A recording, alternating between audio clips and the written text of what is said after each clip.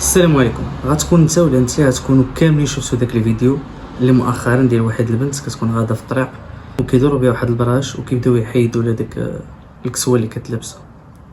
واخا نقدروا نقولوا تحرش جماعي. فين كاينه داك البلاصه؟ هذيك بالضبط جات في بلايا في طنجه. بالنسبه لداك الدراري اللي كانوا كيحيدوا لها داكشي الاكثريه منهم براهش. وشفت انا كاينين داك اللي كيبيعوا الورد، كاينه واحد البنت اللي حتى هي كطلعت لها الكسوه. واش نقول لك، كاينين جوج ديال لي كوتي في هذا السوجي هذا.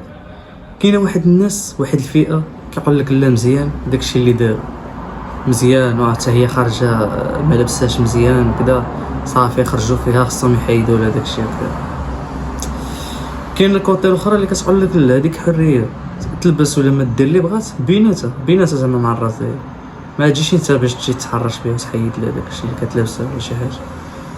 في نظركم نتوما شنو كيبان لكم؟ انا بعدا الراي ديالي الشخصي،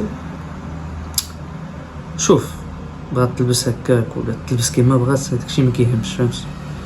داكشي كيبقى بينه وبين الله وبينه وبين راسها، فهمتي؟ الحريه ديالها دير اللي بغات، كل واحد كيدير اللي بغا. راه كاين واحد اخر كيجي كيحسن كيدير ديكرادي، كيدير شي حاجه في راسو، كيجي شي واحد كيقول له علاش درتي هكا راسو، فهمتي؟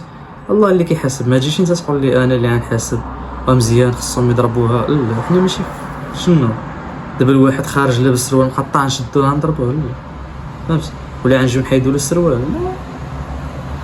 دونك كيبان لي انا من الراي ديالي زعما هذيك شوف داك البنت، حنا بغض النظر على داكشي اللي لابسه ولا ما لابساش ولا حتى ما تلبس ما كيهمناش، ما خصوش هذاك الشيء يوقع في البلاد ديالنا ان واحد اخر يجي يحيد لك ديك الكسوه، فهمت؟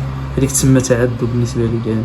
هادشي اللي كيبان لي. نتوما شنو كيبان لكم في هذا الراي هذا؟ واش نتوما مع الكوتي الاولى اللي ديال كيقول لك مزيان خصهم يديروا لها هكاك، ولا الكوتي الثانيه ديال ما خصوش يديروا لها هكاك، راه كتبقى انسان حتى هي، وراه كل واحد والحريه ديالو في هذه الدنيا هذه؟